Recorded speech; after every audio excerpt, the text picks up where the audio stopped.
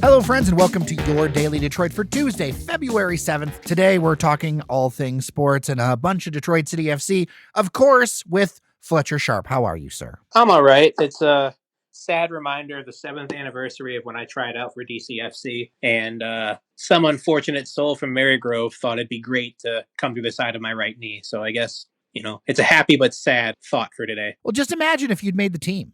I mean, that would have been crazy. Yeah, you would have seen me on the bench for that entire season. I would have played 0 minutes. But yeah, sure. Amazing. You would have had just as many thoughts, but no one to share them with.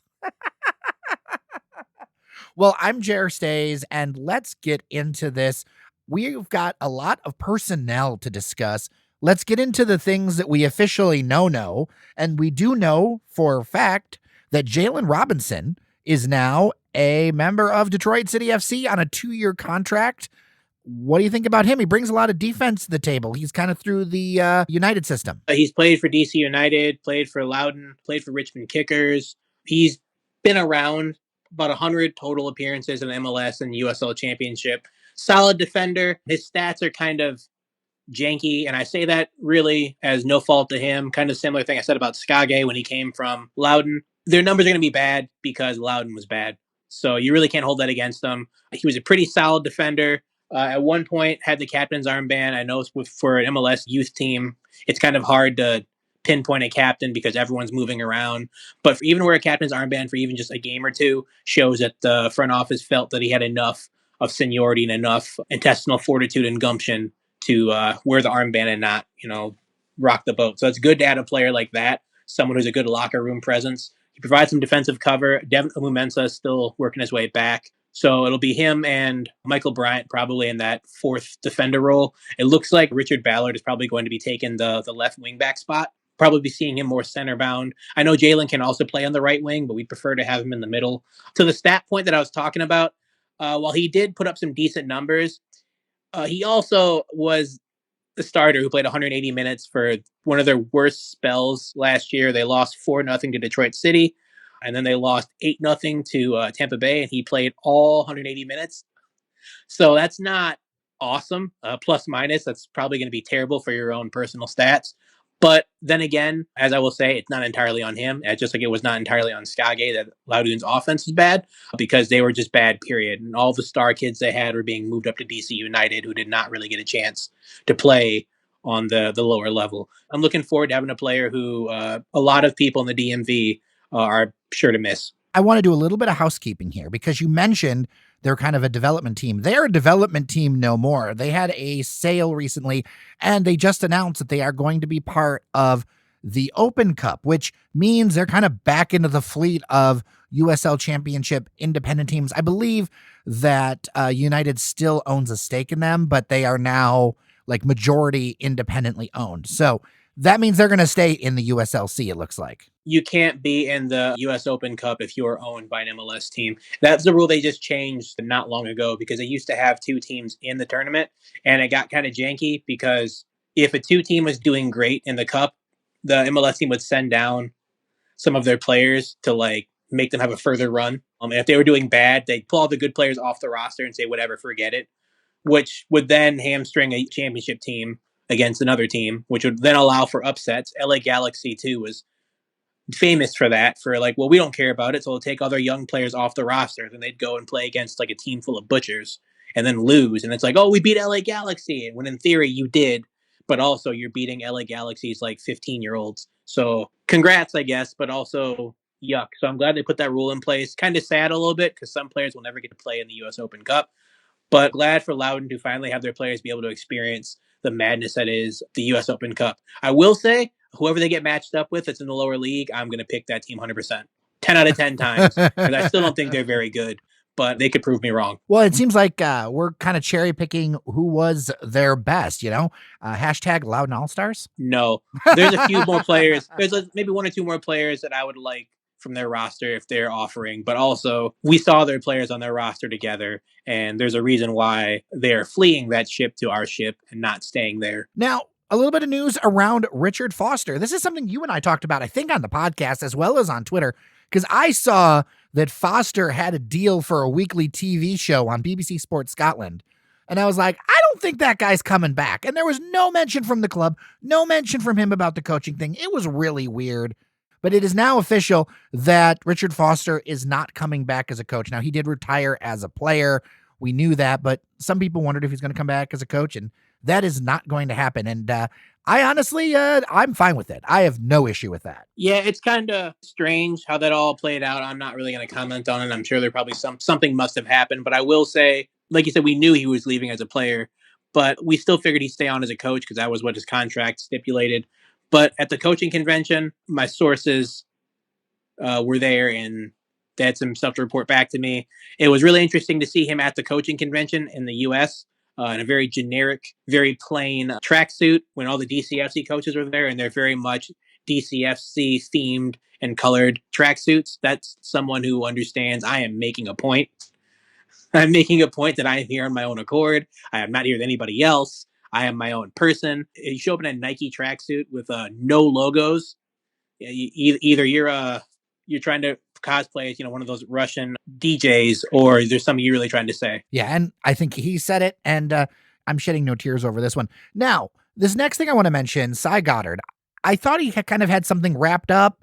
There was an announcement that he is now signed ahead of the 2023 season. Cy Goddard, he's an interesting player to me. He didn't put in a ton of minutes last year, but I feel like he's got sparks of offense and really great ball placement when it comes to the things I have seen of him.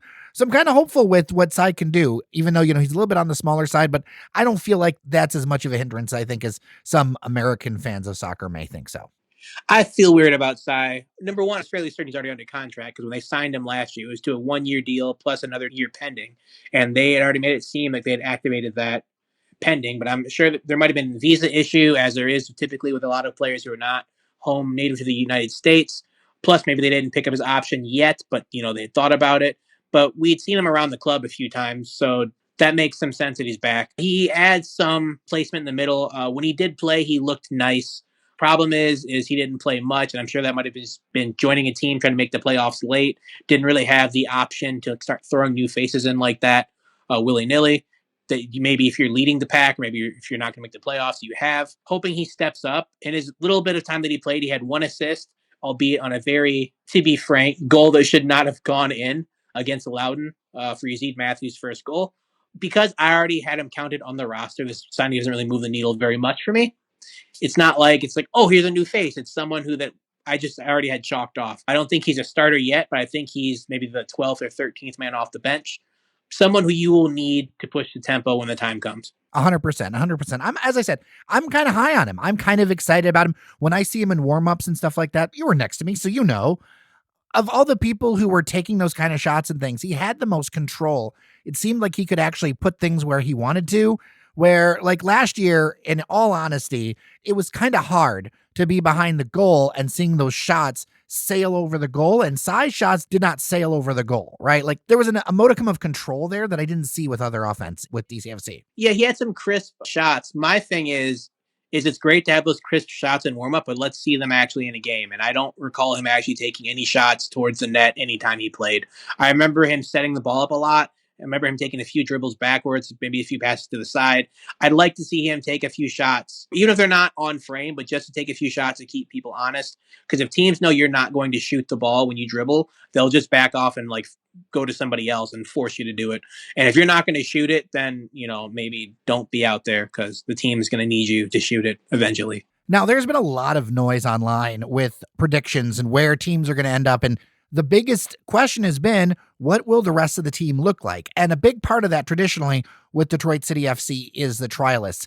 And Fletcher, I think we can talk about some of them. And I want to talk about them because I think they're going to be integral into making this team competitive. Yeah, so I've seen a few of the trialists with my own eyes. And we double checked and triple checked and quadruple checked that it's okay that we speak about this so that you don't try to tune into the next episode and there's a big, DMCA that, we violated something, and now DCFC owns the show. The trialists that I see that I recognize with my own eyes, they're all former players. First of all, the one that everyone's going to love, Sean-Claude Lawson is back. I'm not sure he's, the answer, so to speak, but I think he helps for an offense that was kind of lacking. And I think he helps mainly because he understands Trevor's offense. When he was in Trevor's offense, he had a career year scoring goals. They weren't just like penalty kicks or like little headers or tap-ins. They were movement goals, even the little tap-ins. They are movement goals where he got into the right position, found some space, and tapped the ball in. Now, scoring in the NPSL and scoring in NISA is a bit different than scoring in the USL Championship, but it's still scoring goals. And if you can score goals even against 5-year-old children, you can score goals against adults. Just might be a little bit more difficult. But if you're doing all the right things, occupying the right spaces, it's going to come to you. And, just like a mother, may I step back here? For people newer to the sport, trialist, these people are not signed. It's kind of like a glorified tryout, right? These are not people under contract. Yeah, these are not people who, you might see them on the team, for the off season, and then you look up and all of a sudden the season starts and they're not there anymore because maybe they didn't do well in the trial, maybe they got a better offer, maybe something happened, they just decided not to be there.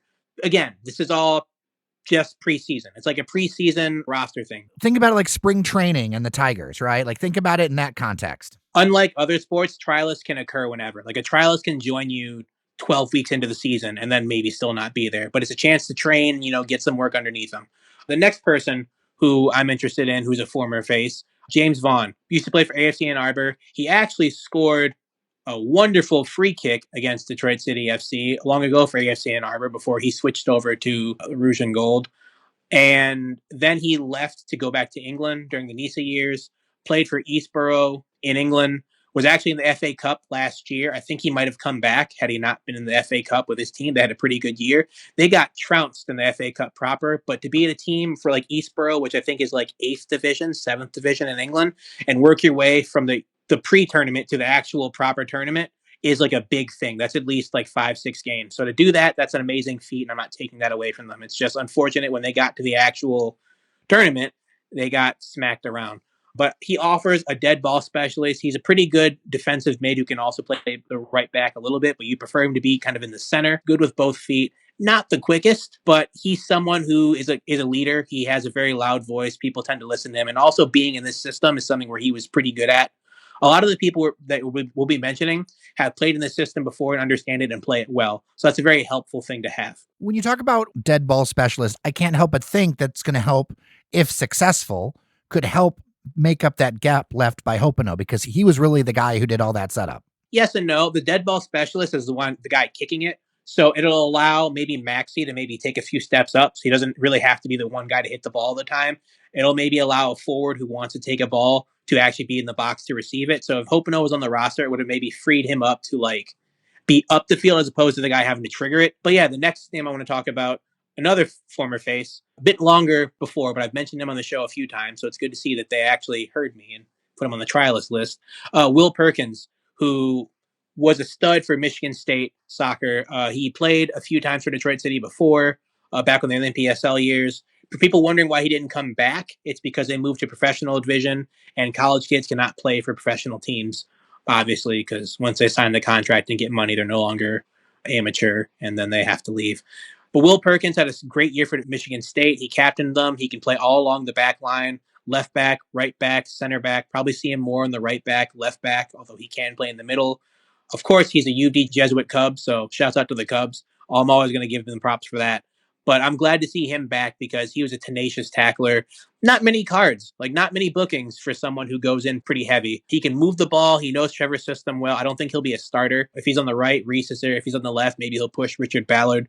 But it's good to have someone there who can give, some competition at that position. Lastly, is a fan favorite who's back after a year in South Carolina, Jimmy Filerman. Devastatingly attacking wing. Defensively, leaves a little bit on the pitch for there. But when he's late and you need to get some more pressure to get the ball towards the net, you want no one on the wing more than Jimmy Filerman. Coming off of a broken leg, he's healing up pretty well from what I've seen, which is good. I don't know if he'll be ready by the time season starts, but I think he'll be back before Devin is, unfortunately.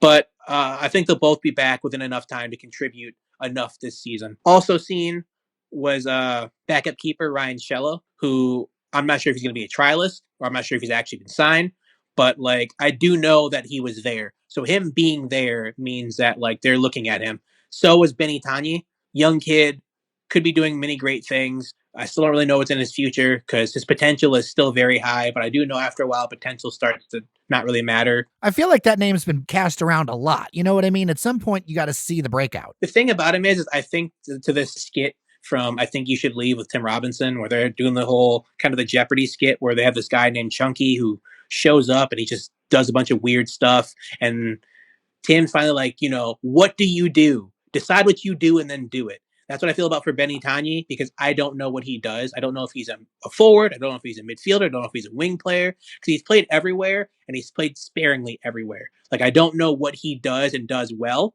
And I just want them to figure that out for him so he can focus on that and go forward because otherwise you're wasting someone's potential if he's just there doing everything but also doing nothing. Fair, fair. Now, this is, to be clear, so far, a for now, a big up in the air. None of this stuff is solid, but what do you think of this greatest hits record? Because it really seems like a Detroit City FC greatest hits record. I will say everyone clamored and complained that they wanted Sean back. They wanted Sean back.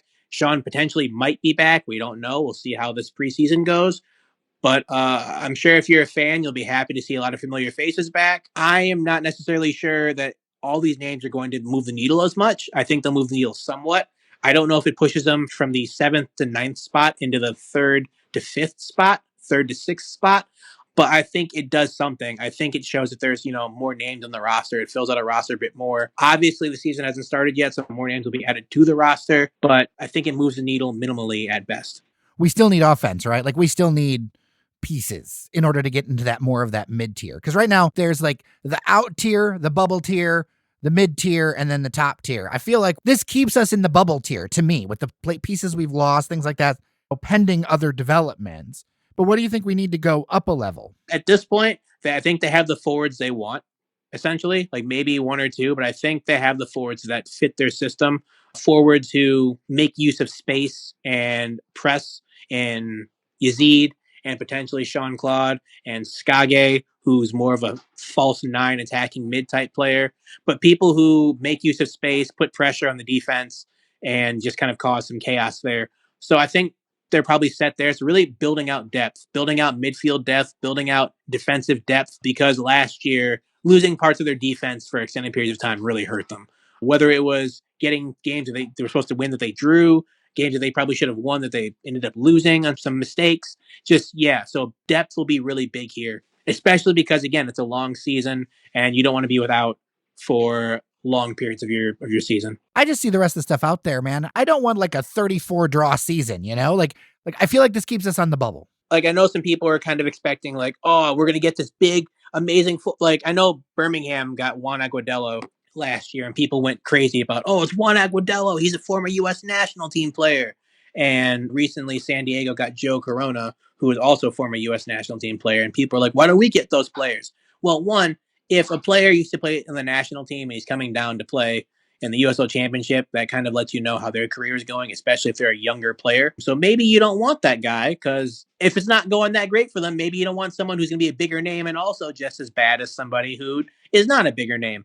But I think really it's just more of there's still a second year team in the second division. It's going to be kind of hard to draw some names in like that.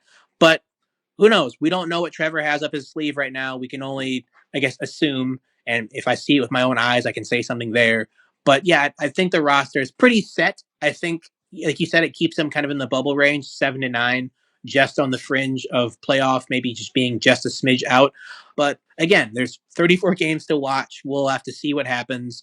And if you're a fan, hope for the best. For sure. I can assure you it will not be 34 draws, though. I can assure you that. Well, that's more my point about like a systems battle, right? Because there aren't as many teams in this league that play Trevor's system. He's a bit of an outlier there, which I don't think is a bad thing, but it's definitely a battle of the systems. And can that system persist as the league continues to change and I think become more offensively minded? Yeah, it's going to be more like, if guess a good example, if you're a big college football fan, is like you go to one division and you're like, we're in the Pac-12. everyone has, 4 receiver, 3 receiver, shotgun offense. We're playing against a team from the Big Ten, and now they're running the power I. And it's like, yeah, just that might work against some teams and might not work against other teams. We saw it last year where Birmingham was this really amazing team, and I don't get it at all. But when they played against Detroit, like their offense just stalled entirely. All these things about Enzo Martinez, who was supposed to be this best midfielder in the league, came against Detroit, and all he looked like was just a bearded guy who's from Hamtramck who wandered onto the field. It was very strange to watch this team switch off against this team. Also, then against, New York Red Bulls too, you expected to blow them out, and they came to Keyworth and actually held their own for quite some time. Held their own in New York too for quite some time before the levee finally broke. It's very much a system thing that we're going to have to see how it applies. I think there'll be some frustrated people just judging by games they might think they should win by more, maybe get a win from. But I think there will be some games where you expect to get blown out or maybe lose, that the system that Trevor employs will definitely save, maybe get a point, maybe get 3 points out of it.